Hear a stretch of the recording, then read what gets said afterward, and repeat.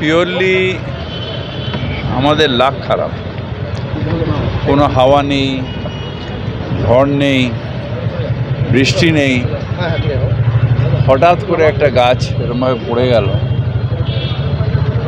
Purely lakh খারাপ। Family member এসছে, আমি কথা বললাম।